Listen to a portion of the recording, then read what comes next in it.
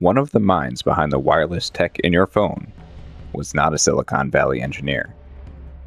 She was a Hollywood star once called the most beautiful woman in the world. In 1914, Hedwig Kessler was born in Vienna to Emil Kessler, a banker, and Gertrude Kessler, a concert pianist. By 18, she was already famous for the controversial film Ecstasy. The movie shocked audiences worldwide, and its director, Gustav Makati, won Best Director at the Venice Film Festival in 1934. But her private life was much darker. In 1933, Hedwig married Frederick Mandel, an Australian arms manufacturer with ties to fascist circles, including Mussolini's Italy. At his business dinners, she listened. Weapons, torpedoes, radio control, military technology. Later, she said she absorbed it all.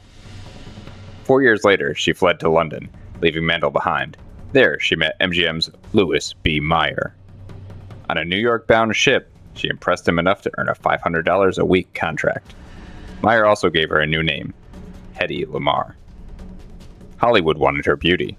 However, history would remember her brain. After arriving in America, Lamarr starred in Algiers, becoming a national sensation.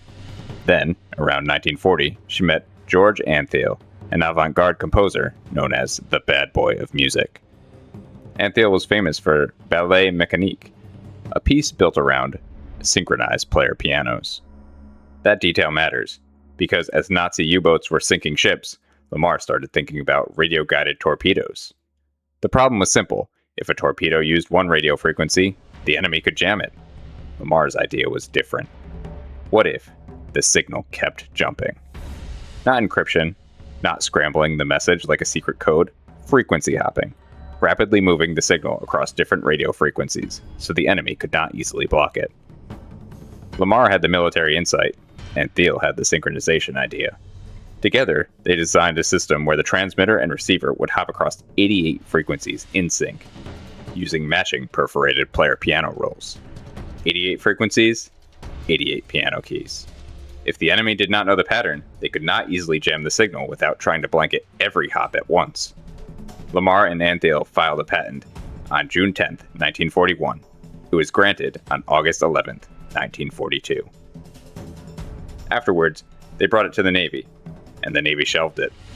The idea was reduced to a punchline, a piano in a torpedo. Instead, Lamarr was told she could help the war effort more by using her face to sell war bonds. So she did. She went on to raise more than $24 million. But the invention? Nothing. No money, no credit, no battlefield glory.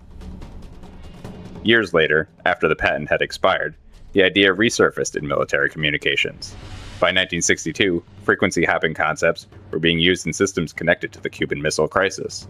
And over time, spread spectrum technology became part of the foundation behind CDMA, GPS, Wi-Fi, and Bluetooth. The actress they had underestimated helped point the way toward the wireless world. In 1997, Lamarr and Antheil finally received the Electronic Frontier Foundation Pioneer Award. Antheil never lived to see it.